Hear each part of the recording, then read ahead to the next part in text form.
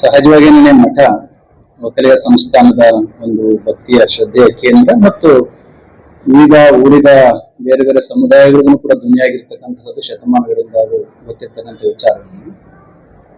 ಈಗ ತಾವು ಕೇಳ್ತಾ ಇರ್ತಕ್ಕಂಥ ಒಂದು ವಿಚಾರಕ್ಕೆ ಸಂಬಂಧಪಟ್ಟ ಹಾಗೆ ಅದರ ಆಕಾಂಕ್ಷಿ ಆಗಿರ್ತಕ್ಕಂಥವ್ರು ಅಂತ ಹೇಳೋದಕ್ಕಿಂತ ಕೂಡ ಪ್ರಮುಖ ಒಂದು ಜಾಗದಲ್ಲಿರ್ತಕ್ಕಂಥ ಡಿ ಕೆ ಶಿವಕುಮಾರ್ ಅವರು ಪ್ರಸ್ತುತ ಉಪಮುಖ್ಯಮಂತ್ರಿಗಳಾಗಿದ್ದಾರೆ. ಈಗ ಪ್ರಸ್ತುತ ಈ ವಿಚಾರಕ್ಕೆ ಸಂಬಂಧಿಸಿದಾಗೆ ಮುಖ್ಯಮಂತ್ರಿ ವಿಚಾರಕ್ಕೆ ಸಂಬಂಧಿಸಿದಾಗೆ ಶಿವಕುಮಾರ್ ಅವರೇ ನಮ್ಮ ಹತ್ರ ಮಾತನಾಡಿದ ಹಲವಾರು ಬಾರಿ ಮಠಕ್ಕೂ ಭೇಟಿ ಕೊಟ್ಟಿದ್ದಾರೆ, ವಿವಿಧ ವಿಚಾರಗಳಿಗೋಸ್ಕರ ಮಾತನಾಡಿದ್ದಾರೆ. ಆದರೆ ಟಿವಿ ಮಾಧ್ಯಮಗಳಲ್ಲಿ ಮತ್ತು ನ್ಯೂಸ್ಗಳಲ್ಲಿ ನಾವು ನೋಡ್ತಾ ಇರ್ತಕ್ಕಂಥದ್ದನ್ನು ನೋಡಿದ್ರೆ ಎಲ್ಲರಿಗೂ ಕೂಡ ಒಂದು ಭಾವನೆ ಮತ್ತು ಸಾವಿರಾರು ಜನ ಭಕ್ತರು ನಮ್ಗೆ ಫೋನ್ ಮಾಡ್ತಾ ಇದ್ದಾರೆ. ಈಗಲೂ ಕೂಡ 100 ಜನ ಹೊರಗಡೆ ಕಾಯ್ತಾ ಇರ್ತಕ್ಕಂಥದ್ದು ನೋಡಿಬೇಕು ಅಂತ ಕಾಣಿಸುತ್ತೆ. ಅವರೆಲ್ಲರ ಉದ್ದೇಶ ಒಂದೇನೆ, ನಾವು ನಮ್ಮ ಸಮುದಾಯದ ವತಿಯಿಂದ ಹಲವಾರು ಪಕ್ಷಗಳಿಂದ ರಾಜ್ಯವನ್ನು ಆಳ್ಲಿಕ್ಕೆ, ರಾಜ್ಯವನ್ನು ಮುನ್ನಡೆಸಲಿಕ್ಕೆ, ರಾಜ್ಯದ ಅಭಿವೃದ್ಧಿಗೆ ಪೂರಕವಾಗಿ ಹಲವಾರು ನಾಯಕರುಗಳನ್ನ ರಾಜ್ಯಕ್ಕೆ ಕೊಡುಗೆಯಾಗಿ ಕೊಟ್ಟಿದೆ. ಈ ಎಲ್ಲ ಪಕ್ಷಗಳಲ್ಲಿ 3 ಪಕ್ಷಗಳಲ್ಲಿ ಕೂಡ ಒಳ್ಳೆಯ ನಾಯಕರುಗಳನ್ನ ಇದ್ದಾರೆ. ಸಹಜವಾಗಿ ನಿಮಗೆ ಗೊತ್ತಿದೆ, JDS ನಲ್ಲಿ ದೇಶವನ್ನು ಆಳುವಂತ ಪ್ರಧಾನಮಂತ್ರಿ ಆಗಿ ನಮ್ಮ ದೇವೇಗೌಡರು, ಕುಮಾರಸ್ವಾಮಿ ಅವರು ಇದ್ದೇ ಇದ್ದಾರೆ. ಈಗ ಪ್ರಸ್ತುತ ಕಳೆದ ಚುನಾವಣೆಯಲ್ಲಿ ನಮ್ಮವರೊಬ್ಬರು ಮುಖ್ಯಮಂತ್ರಿಗಳು ಆಗ್ತಾರೆ ಅಂತ ನಾವೆಲ್ಲರೂ ಕೂಡ ಒಟ್ಟು ನಿಂತು ಆಯ್ಕೆ ಮಾಡಿದ್ವಿ. ಆದ್ರೆ ಆವಾಗ ಆಗ್ಲಿಲ್ಲ. ಅವರು ಹೇಳಿದ ಪ್ರಕಾರ ಸುಮಾರು 2.5 ವರ್ಷಗಳ ನಂತರದಲ್ಲಿ ಅವಕಾಶ ಸಿಗುತ್ತೆ ಎಂಬ ಆಶಾಭಾವನೆಯನ್ನ ನಾವೆಲ್ಲರೂ ಕೂಡ ಇಟ್ಟುಕೊಂಡಿದ್ವಿ. ಆದ್ರೆ ಅದು ಹಾಗೆ ಕಾಣಿಸ್ತಾ ಇಲ್ಲ. ಅದು ಹಾಗೆ ಆಗದೆ ಹೋಗುತ್ತೆ ನಮ್ಮೆಲ್ಲರೂ ಕೂಡ ಬೇಸರ ಆಗುತ್ತೆ ಅಂತ ಸಾವಿರಾರು ಜನ ಭಕ್ತರುಗಳು ನಮ್ಗೆ ಕಾಂಟ್ಯಾಕ್ಟ್ ಮಾಡ್ತಾ ಇರ್ತಕ್ಕಂಥದ್ದು ಸರ್ವವಿದಿತ್ತು. ನೀವೆಲ್ಲರೂ ಕೂಡ ನೋಡಿದ್ರೆ ಇಷ್ಟೊತ್ತು. ಈ ಒಂದು ನಿಟ್ಟಿನಲ್ಲಿ ಈ ಗೊಂದಲಗಳು ಏನು ಸೃಷ್ಟಿಯಾಗಿ ನಿತ್ಯ ಮಾಧ್ಯಮಗಳಲ್ಲಿ ಹರಿದಾಡ್ತಾ ಇದೆಯಲ್ಲ, ಇದು ಯಾವುದೇ ಒಂದು ನಾಡಿಗೆ, ಒಂದು ಅಭಿವೃದ್ಧಿ ಪಥದಲ್ಲಿ ಹೊರಟಂತ ರಾಜ್ಯಕ್ಕೆ ಕ್ಷೇಮಕರವಾದ ವಾತಾವರಣ ಸರಿಯಾದ ರೀತಿಯಲ್ಲಿ ಸ್ಪಷ್ಟತೆಯನ್ನ ಕೊಟ್ಟು ಮಾಡ್ಬೇಕಾಗಿರ್ತಕ್ಕಂಥ ಕಾರ್ಯವನ್ನು ಮಾಡಬೇಕಾಗಿರ್ತಕ್ಕಂಥ ಕಾಂಗ್ರೆಸ್ ಹೈಕಮಾಂಡ್ನವರು 2.5 ವರ್ಷಗಳ ನಂತರದಲ್ಲಿ ಡಿ ಕೆ ಶಿವಕುಮಾರ್ ಅವರು ಮುಖ್ಯಮಂತ್ರಿಗಳಾಗಬೇಕು ಅಂತಕ್ಕಂಥದ್ದು ಅಭಿಪ್ರಾಯ ನಮಗೂ ಇತ್ತು ಮತ್ತು ರಾಜ್ಯದ ನಮ್ಮ ಭಕ್ತಾದಿಗಳಿಗೂ ಕೂಡ ಇದೆ.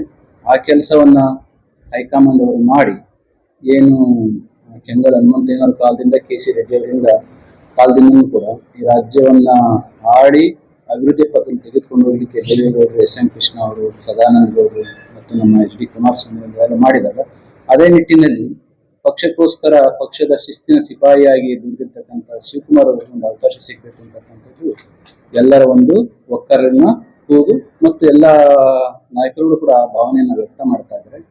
ಈಗ ಉಳಿದಿರ್ತಕ್ಕಂಥ ಇನ್ನು 2.5 ವರ್ಷಗಳ ಅಧಿಕಾರವನ್ನ ಡಿ ಕೆ ಶಿವಕುಮಾರ್ ಅವರಿಗೆ ಮುಖ್ಯಮಂತ್ರಿಯಾಗಿ ಕೊಟ್ಟು ಅವರ ವಿಷನ್ನಿಗೆ ಪೂರಕವಾಗಿರ್ತಕ್ಕಂಥ ರಾಜ್ಯವನ್ನ ಕಟ್ಟುವ ಕಾಯಕವನ್ನ ಮಾಡ್ಲಿಕ್ಕೆ ಅವಕಾಶವನ್ನ ಕಾಂಗ್ರೆಸ್ ಪಕ್ಷದ ಮುಖಂಡರು ಮಾಡ್ಕೊಡ್ಬೇಕು ಅಂತಕ್ಕಂಥದ್ದು ಸರ್ವ ಭಕ್ತರ ಒಂದು ಅಭಿಪ್ಸೆಯೂ ಕೂಡ ಇದೆ.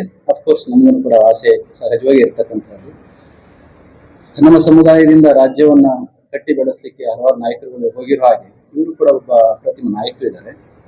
ಜೊತೆಗೆ ಕಾಂಗ್ರೆಸ್ ಪಕ್ಷದ ಶಿಸ್ತಿನ ಸಿಪಾಯಿ ಎಂದೂ ಕೂಡ ತಪ್ಪಾಗಲಾರದು. ಯಾವುದೇ ಸಂದರ್ಭದಲ್ಲಿ ಕೂಡ ಪಕ್ಷ ನಿಷ್ಠೆಯನ್ನ ಬಿಟ್ಕೊಟ್ಟವರೆಲ್ಲ ಡಿ ಕೆ ಶಿವಕುಮಾರ್ ಅವರು ಎದುರು ಕೂಡ ಗೊತ್ತು.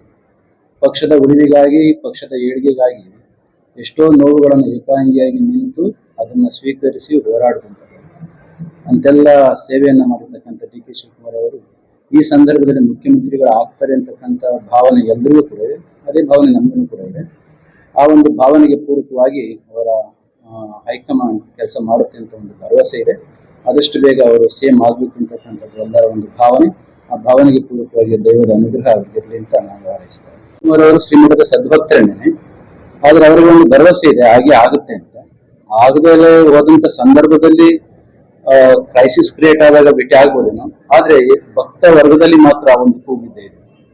ತುಂಬಾ ಜನ ಭೇಟಿ ಮಾಡ್ತಿದ್ದಾರೆ, ಯಾಕೆ ಆಗ್ತಾ ಇಲ್ಲ, ನಾವು 2.5 ವರ್ಷಗಳ ಕಾಲ ಕಾದು ನೋಡಿದ್ದೇವೆ ಹಾಗೆ ಆಗ್ತಾರೆ ಅಂತ. ಈಗ ಆಗ್ತಾ ಇರ್ತಕ್ಕಂಥ ಬೆಳವಣಿಗೆಗಳನ್ನ ನೋಡಿದ್ರೆ ಯಾಕೋ ಸ್ವಲ್ಪ ವ್ಯತ್ಯಾಸ ಆದಂಗೆ ಕಾಣಿಸುತ್ತೆ. ಅದಕ್ಕೆ ತಾವುಗಳ ಆಶೀರ್ವಾದ ಮಾಡ್ಬೇಕು ಅಂತ ಭಕ್ತರು ಕೇಳ್ಕೊಳ್ತಾ ಇದ್ದಾರೆ. ಆ ಮಾತು ನಿಮ್ಮ ಹತ್ರ ಈಗ ಹೇಳಿದೆ. 2.5 ವರ್ಷದಿಂದ ಕೂಡ ಸರ್ಕಾರ ರಚನೆ ಆಗೋರು ಕೂಡ ಸಾಕಷ್ಟು ಕೂಡ ಕೇಳಿ ಬಂದಿತ್ತು. ಅವ್ರಿಗೆ KPCC ಅಧ್ಯಕ್ಷರು ಕೂಡ ಇದ್ದಾರೆ. ಸಾಧಾರಣ ಏನಾಗಿತ್ತು Under his leadership, party has gone for the election. He led the party. He brought the party into the power.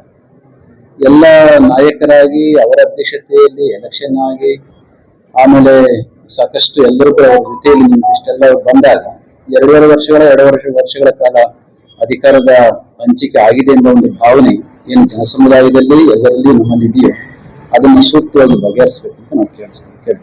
ಎಲ್ಲಿ ಪೊಲಿಟಿಕಲ್ ಇನ್ಸ್ಟೆಬಿಲಿಟಿ ಇರುತ್ತೋ ಅಲ್ಲಿ ಅಭಿವೃದ್ಧಿಗೆ ಮಾರಕ ಆಗುತ್ತೆ, ಪೂರಕ ಆಗೋದಿಲ್ಲ. ಪೊಲಿಟಿಕಲ್ ಇನ್ಸ್ಟೆಬಿಲಿಟಿ ಬಂದ ಸಂದರ್ಭದಲ್ಲಿ ಇನ್ನು ಉಳಿದಿರ್ತಕ್ಕಂಥ ಕಾರ್ಯಾಂಗ ಇದೆಯಲ್ಲ ಅದು ಎಫಿಷಿಯೆಂಟ್ ಆಗಿ ಕೆಲಸ ಮಾಡೋದು ಕಷ್ಟ ಆಗ್ತದೆ. Eventually the growth and the prosperity and the progress of the state is going to suffer. ಅದು ಆಗಬಾರ್ದು ಅಂತ ಅನ್ನೋ ಕಾರಣಕ್ಕೋಸ್ಕರ ಯಾವ ಪ್ರೀತಿಯನ್ನು ಇಟ್ಟು ಜನಗಳು ಕಾಂಗ್ರೆಸ್ ಪಕ್ಷವನ್ನು ಅಧಿಕಾರಕ್ಕೆ ತಂದಿದ್ರು ಅದಕ್ಕೆ ನಂಬಿಕೆ ಬರೋ ರೀತಿಯಲ್ಲಿ ಶ್ರದ್ಧೆಯನ್ನು ನಡ್ಕೊಳ್ಬೇಕಾಗುತ್ತೆ ಕಾಂಗ್ರೆಸ್. ನಾವು ಏನ್ ಸಲಹೆ ಮಾಡ್ತೀರಿ? ಈಗಾಗಲೇ ಹೇಳಿದೆ, ಆದಷ್ಟು ಬೇಗ ನಮ್ಮ ರಾಜ್ಯದ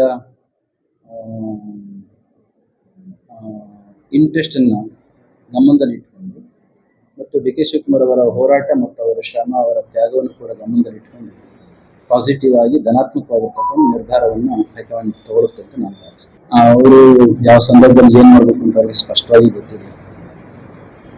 ಯಾಕಂದ್ರೆ ಇಡೀ ರಾಷ್ಟ್ರದಲ್ಲಿ ಡಿ ಕೆ ಶಿವಕುಮಾರ್ ಅವರ ಪಕ್ಷವನ್ನು ಪ್ರತಿನಿಧಿಸಿ ಎಲ್ಲ ರಾಜ್ಯಗಳಲ್ಲಿ ಕೂಡ ಹೋಗಿ ಅವರ ಪಕ್ಷದ ಪರವಾಗಿ ಧ್ವನಿಯನ್ನು ಎತ್ತಿ ಹೋರಾಟ ಮಾಡಬೇಕು.